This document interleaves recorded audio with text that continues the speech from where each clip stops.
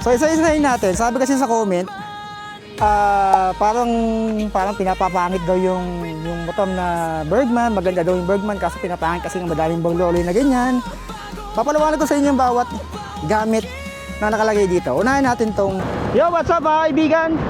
So ngayon lang ulit tayo nakalabas. So ngayon kasi meron akong lalakarin lang sa may City Hall ng Dasmariñas. So hindi ko pa napuntahan tong City Hall ng Dasmariñas eh. Kaya naman samahan nyo muna ako. At may asikasuhin lang ako doon regarding sa lupain. At mamaya pag-uusapan natin yung komento ng dalawang followers natin or subscribers or baka hindi rin, na tungkol daw doon sa pinagawa natin sa motor natin tsaka yung sa pinagpagawa natin sa Ninongs. So wala daw sapat na gamit yung Ninongs, sabi.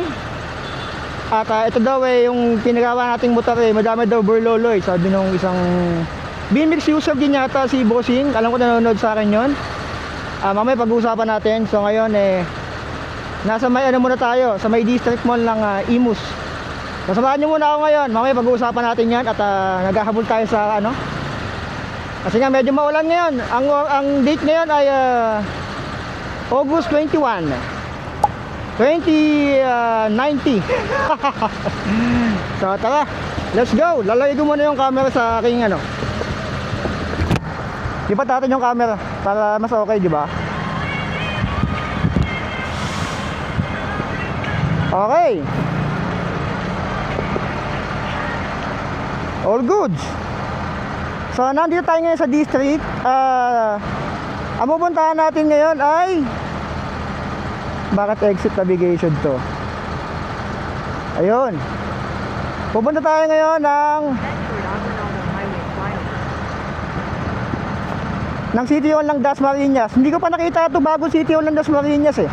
May asikasuhin kasi ako doon mga papeles. So ilang minuto lang naman to, kaya 5 kilometers lang mula dito yung estimate. So tara. At mamaya pag-uusapan natin yung bagong setup sa motor natin habang wala pa tayong ride. So ito, nasa district mall tayo ng Imus. Ito yung open canal na hanggang ngayon di matapos-tapos yung mga ginagawa dyan.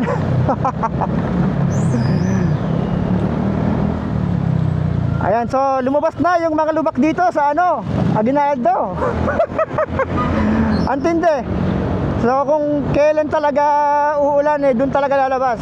Kinakailangan talagang umulan bago lumabas yung talagang mga sakit ng mga kalsada sa Pilipinas. So grabe yung nangyayari ngayon, sobrang baha.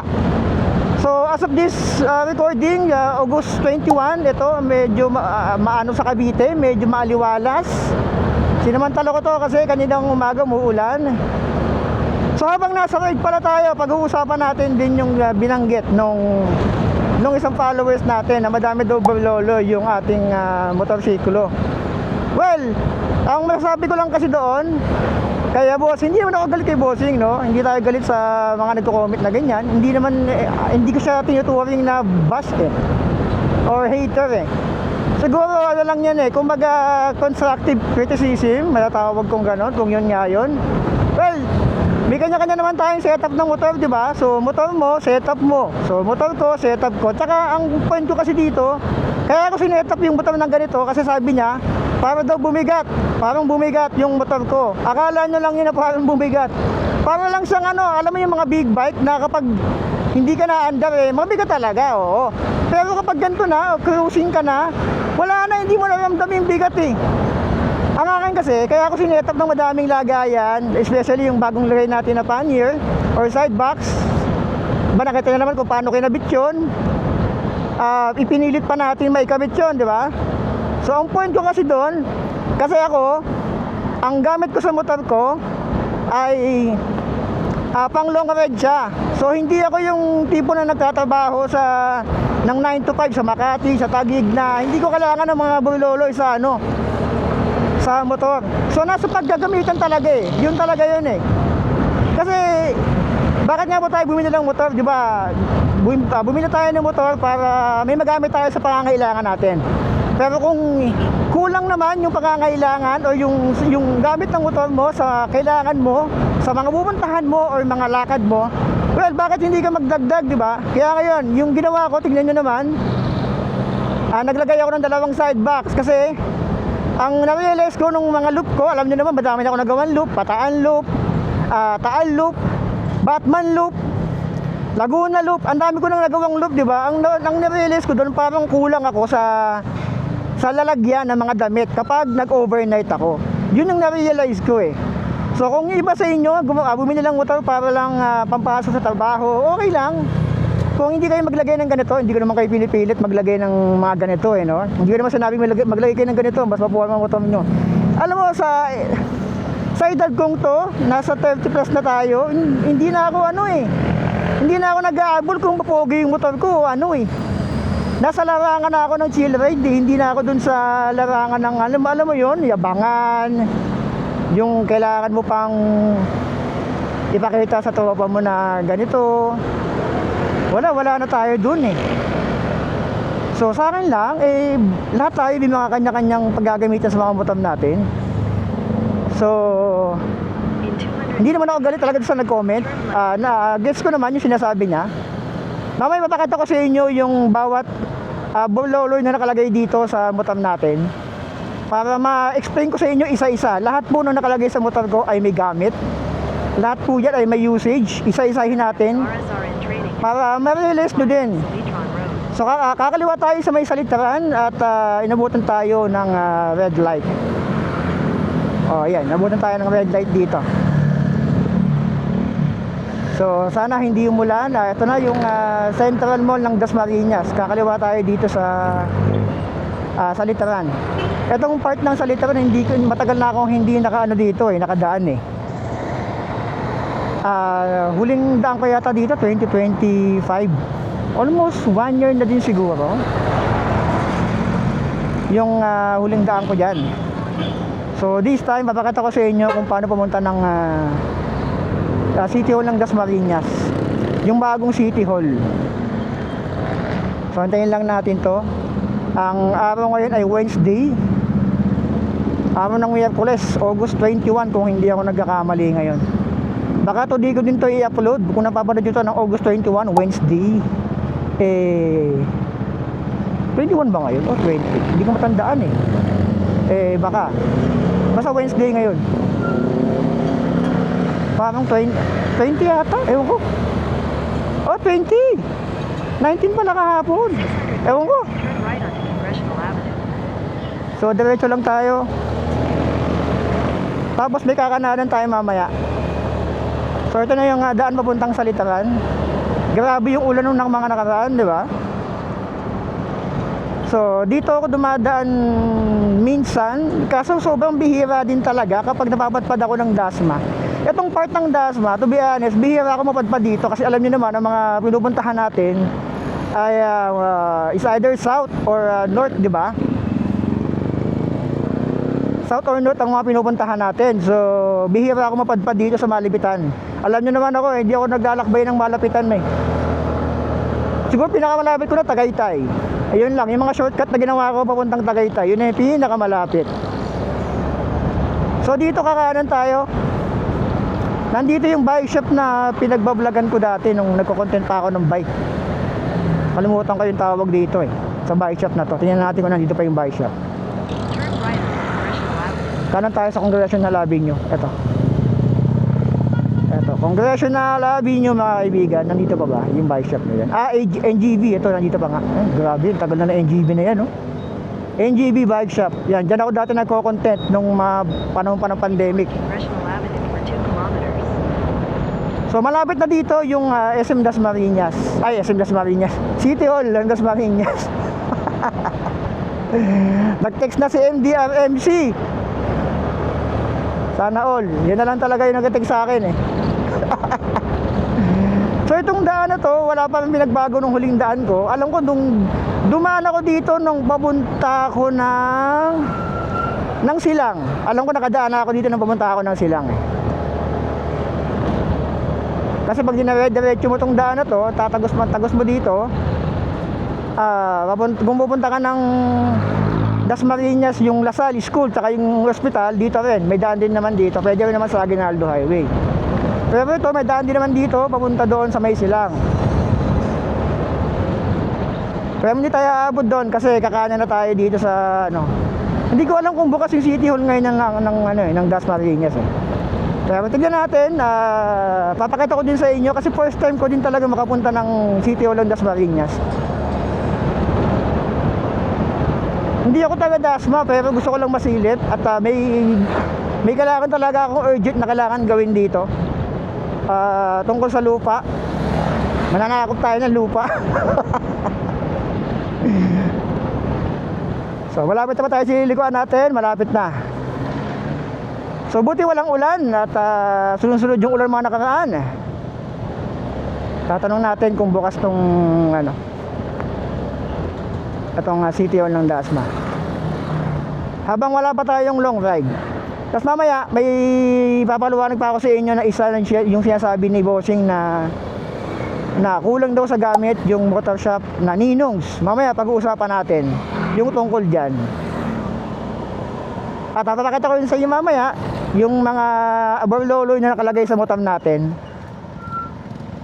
para magka-idea kayo kung ano nga ba yung mga aborloloy na nilagay ko dito mula nung simula, from the start nang nag-vlog tayo.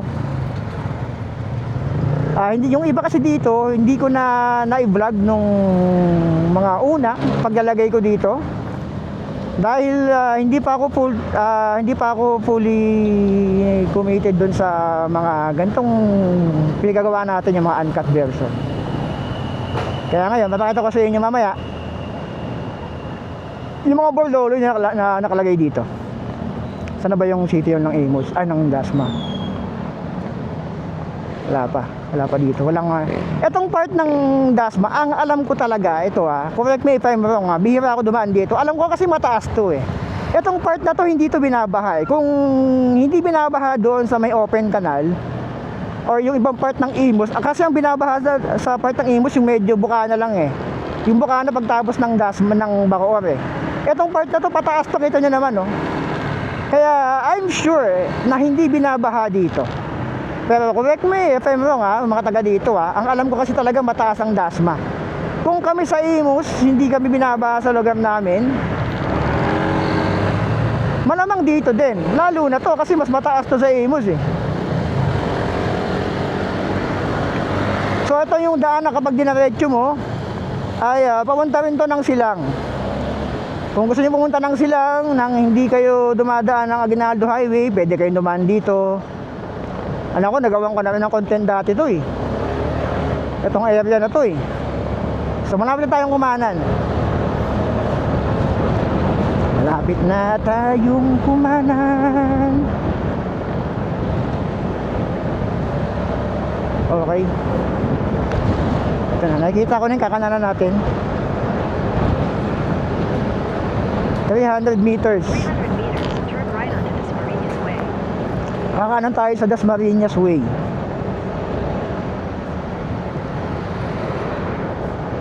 Ito yung lugar na bihira ako mapadpad. Promise.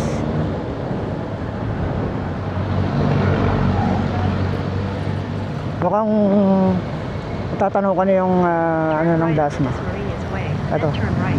Kanan tayo dito. So ito na yung Dasmariñas Way. Ay, may palaruan pala dito eh. Okay, ito pala yun. Okay, ito pala yung stadium ng Dasma. Ito yung hindi ko napuntahan dati. Bukas kaya? Saan kaya parking ng motor dito? Turn right, then Dasmariñas City Hall will be on the right. Okay, nandito na tayo. Yung City Hall. Saan yung parking ng motor? Yan ang tanong. Okay, so dito. So ito yung Dasmariñas City Hall. Ang tanong, yung parking ng motor saan dito? Layo Dasmariñas City Hall is on the right. Asan yung parking? Iikot pala tayo. Okay, sorry. Parking. Dito, parking din ba to? Di PNP pala to eh. 4-wheeler. Okay. Ito yung parking ng motor. Dito. So, parking for motorcycle, tricycle. Ayan, dito pala ang parking ng motor. Okay. So, dito ang parking ng motor. Parking for motorcycle, tricycle, and e-bike. So dun yung mga 4 wheels. Mukha namang bukas. Bukas naman pala siya. So mamaya papaliwanag ko sa inyo paglabas natin dito kung ano nga ba yung mga gamit natin dito. Ito na yun, no. Yung sinasabi ko sa inyo na yung sinasabi niya na mabigat. Mamaya papaliwanag natin isa-isa yan. So punta muna tayo sa loob ng city. Okay, sarado pala. Sarado pala yung munisipyo ng Dasmariñas. Di ba? Ang galing, di ba? So ngayon papaliwanag ko sa inyo yung mga gamit na nakalagay dito sa motor natin. Ito yung mga borloloy na sinasabi dito. So isa-isahin natin. Sabi kasi sa comment, parang pinapapangit daw yung motor na Bergman. Maganda daw yung Bergman kaso pinapangit kasi ng madaming borloloy na ganyan.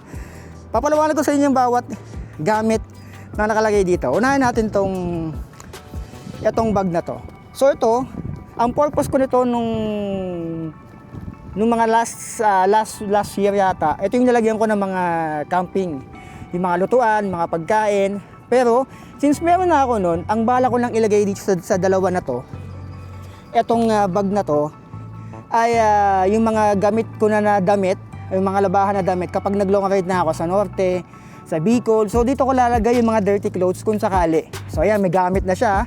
And ito yung pinaka-importante, isa sa mga pinaka-importanting kailangan ko talaga na hindi mo mawawala to. Itong crash guard dahil 3 beses na akong sumempla. Tsaka protection na rin to sa semplang syempre. Sa semplang, tapos sa mga babangga sa atin, lahat ng babangga ay magigiba. Ito pa syempre, ito MDL. Isa na rin to sa mga kailangan talaga sa mga rides, di ba? So, kailangan yan. So, ito, para lagayan ng mga damit, ng mga kung ano-ano. So, dito naman tayo. Okay. Siyempre ito, lagayan ng cellphone. Kailangan ko yan. Ito, GPS. So, dito ako tumitingin sa... Dati, wala akong ganito. Sponsoran tayo nito. Dati, cellphone lang gamit ko. Ngayon, ang ginagamit ko ng GPS ay nandito na. So yung link nito nandyan sa video description kung gusto niyo ng ganito. Isa sa mga pinaka-importante. Ito yung isa sa mga pinaka-importanteng gamit na gamit ko nung bagong lang itong motor ko na to. Dahil napapansin ko nung mga bago lang yung motor ko, laging ang dumi nung kamay ko. Kasi sa mga hindi nagtatanong dyan, dati akong bumiyahe ng Lalamove. So araw-araw akong lumalabas. Kaya wag tayo magtaka kung bakit hindi, alam ko yung mga shortcuts. Nasa 100 kilometers to 200 kilometers per day ang binabiyahe ko araw-araw nung 2024. Nung bago pala yung motor ko. Ang pinaka-problema ko nung mga panahon na yon ay yung kamay ko lagi madumi. Tsaka kapag sobrang init, kapag summer, grabe nangingitim talaga siya. Yung gamit ko dati ay half gloves lang. So hanggang dito yung gloves na yon, hanggang dito lang. So laging madumi. Ang purpose nito ngayon ay panlaban to sa araw. Ito. Panlaban ko sa araw at sa ulan. Tignan nyo naman yan. Oh. Kung nandun yung araw sa harap, kung nandun yung araw, hindi maiinitan yung kamay ko, tsaka hindi siya madudumihan, hindi papasok yung mga nakakasulubong na dumi dito, tsaka yung mga talsik ng mga putik. Ito yung purpose nito, yung universal handguard na to. And isa pa sa pinaka naging gamit ito nung sumemplang ako, ito yung sumalo. Nung sumemplang ako ng 3 beses, kasi kung wala ako nito, malamang sa malamang, naputol na tong brake ko dito. So malaking bagay din to sa pagsemplang. Hindi ko pa ito napapalitan. Ito yung talagang unang-una pa. Meron na tong damage pero ano lang gas-gas lang siya. So ginamit ko to nung sumemplang ako. So pinakagamit talaga nito ay nung sumemplang ako sa araw. Parang crash guard na rin siya sa daliri, sa kamay, sa araw, tsaka sa ulan. So hindi tayo basta-basta mababasa dyan. Ito syempre no-brainer, side mirror, kailangan yan. So ito, inangat ko to. Ayan. So dito naman, ito yung front bag na nandito. Nandito yung mga barya ko. Pag nakita nyo ko sa parking, huwag nyo kuhanan to ha. Baka kuhanan nyo to. Nandito yung barya ko. Ayan. Tsaka may pang self-defense ako dito. Ayoko nang pakita sa inyo kung ano yan. Ano yan? Samurai. May samurai ako dyan. So nandito yung mga barya ko, pabango. At yung mga kung ano pang madaling mabunot. Para may pag mababayaran tayong mga toll gate. Wow, toll gate. So ayan, yan yung gamit nyan. Tapos ito yung bagong bili ko na kakapakabit ko lang, na nakita nyo na. Ito pa pala, lagayan ng camera, syempre content creator tayo. Ito, mga lagayan ko to soon ng mga gamit ko pag nag-long ride ako. Mga damit, baka laptop, paglagay din ako dito, kaya nilagay ko to. At ano pa ba, madami mga sleeping bag, mga una na hinihipan lang. Madami talagang gamit. Tsaka ito. Ayan. So madami akong malalagay ngayon. So yung nagsasabi dyan na madami daw Bauloloy. Ang pagkakaintindi ko sa Bauloloy, yung mga Bauloloy ay yung mga gamit na pag nilagay mo sa katawan mo ay wala naman talagang gamit or pampaganda lang. Hindi. Lahat po ito may mga gamit. Pinakita ko naman sa inyo, di ba? Ito. Ayan, sabitan ko din to na kung ano. Minsan pag may dala ko dito, tinatali ko dito. Madami, lahat ng nakalagay sa motor ko ay may gamit. Lahat po yan. Ayan, pakita ko sa inyo yung buo. Ayan. So lahat ng nakalagay sa motor ko ay may silbi po lahat yan. So wag niyong sasabihin na walang silbi yung Bauloloy lang karamihan dyan. Ito yung bago nating helmet na bili. Ayan. So yung tungkol naman sa ano, ito pag-usapan naman natin yung sinasabi nila yung sa pinagpagawa natin kay Ninongs. Yung kay Ninongs kasi ang comment nila doon, may isang nag-comment na kulang daw sa gamit si Ninongs. Well, hindi naman lahat ng motor shop kompleto sa gamit, di ba? Hindi naman kahit yung kila Sir Mel, kila 01 Moto, hindi naman totally kompleto lahat yan. Lahat ba ng motor sa buong mundo meron silang gamit? Hindi. Walang kompletong motor shop. Lahat may mga kulang yan, kahit isang tornilyo, lahat to walang perfectong motor shop. E tignan naman yung kay Ninong, isang simpleng motor shop lang naman yun, pero tignan nyo naman, kayang-kaya nilang gawin lahat ng papagawa nyo sa kanila. Di ba? Ang point ko doon, huwag nyo sabihin na kulang sa gamit yan, X daw, kulang sa gamit. Hindi. Hindi. Walang kumpletong motor shop. Sige, mag-comment ka sa baba. I-comment mo kung anong motor shop yung super kumpleto. Lahat, kada tornilyo, kahit isa-isang tornilyo, kahit isa-isa, kahit yung lahat ng klase ng bolt, meron sila. Kahit lahat ng klase ng tornilyo, lahat ng klase ng ratchet, lahat ng klase ng martilyo, pawakpok. Comment mo sa baba kung ano yung kung ano yung motor shop na yon. Sige nga. Walang motor shop na perfecto. Yung kanila sa Ninongs, hindi ko naman sa pinagtatanggol, pero real talk nung sinasabi ko sa inyo, magagaling gumawa doon. Lahat ng problema ko ay nasolusyonan doon. Yung pinawelding ko dito sa likod, kung nasundan nyo yung journey ng Bergman ko, naputol yung bracket niyan, na-welding nila, tapos naputol ulit yung pinag-weldingan sa bracket ng top box, okay na. Ang naputol naman yung mismong top box bracket. Ngayon, pinakabit ko na. At yung sa kanila ko pinakabit yung MDL ko. Lahat ng mga nag-adjust sa motor ko na kailangan palitan. Nagpa-CBT rin ako sa kanila. Okay, change oil, lahat. Ang kulang ko na siguro doon, totally PMS, tsaka siguro yung pagpapaano ng shocks. Siguro soon, kapag naisipan ko na, pero ngayon kasi, hindi ko pa naisipan kontento pa ako ngayon So, yun lang naman ang gusto ko sabihin sa inyo. Walang perfectong motor shop, walang perfectong motor. Lahat tayo may gamit sa mga motor natin. So kanya-kanyang setup, kanya-kanyang motor. Motor mo, setup mo. So wala tayong pakilamanan dito. Sinasabi ko lang sa inyo, lahat tayo may purpose sa pagbili ng motor. Kung sa'yo hindi mo sinasetapan ng ganito, well okay, malamang hindi ka naglo-long ride. Ako kasi may pinaplano akong long ride, kaya kailangan ko talaga. Pag pumunta ako ng Benguet, ilang araw ko doon. Imagine mo, ilang araw ko doon, mag-iisang bala ko mag 1 week doon or 2 weeks. At nagkakabiti pa ako, tapos Benguet or Ato kung pupuntahan ko. Oh, anong gagawin ko? Kung hindi ako maglalagay ng ganito, di ba? Wala akong nalagayan ng damit, ng mga pagkain, ng mga tulugan, at kung ano-ano pa, lutuan. Di ba? No-brainer na lang So, sa nag-comment, hindi naman ako galit talaga. Bro, alam ko naman naka-BMX ka din, nag-comment siya kasi nga naka-BMX din daw siya. Naka-Bergman EX din siya, parehas kami ng motor, color black yata yun sa kanya. Well, malamang sa kanya, pinapapasok lang niya. Yung sa akin, pinang-long ride ko, wala akong trabaho, full-time content creator po ako. Kaya ganito yung setup ng motor ko. So, hindi ako galit, nag-explain ako sa inyo yung mga gamit na mga Bauloloy dito sa motor natin na lahat ay may purpose. Lahat talaga yan ay may gamit. So, yun lang, sana wag niyong masamayin yung mga sinabi ko dito, yung mga nag-comment. Yun naman talaga yung real talk dito no. Kaya sabi ko sa inyo, lahat ng mga nakalagay sa motor ko ay mayroong silbi yan. Wala akong lalagay sa motor ko na Bauloloy lang na pang-paporma lang. Wala, tapos na ako sa ganun hindi na ako nagpapaporma ng motor Ang ginagawa ko sa motor ko, ilalagay ko kung anong mga kailangan talaga niya. Kung maporma ang tingin nyo sa motor ko sa ganito lang, nasa sa inyo. Ako kasi ganito, hindi pa ako napaporma sa ganito Hindi ko na mapuhaman sa ganito pag nasa edad ka na nasa 30 plus ka na, wala ka na sa pormahan eh, wala ka na sa pabilisan.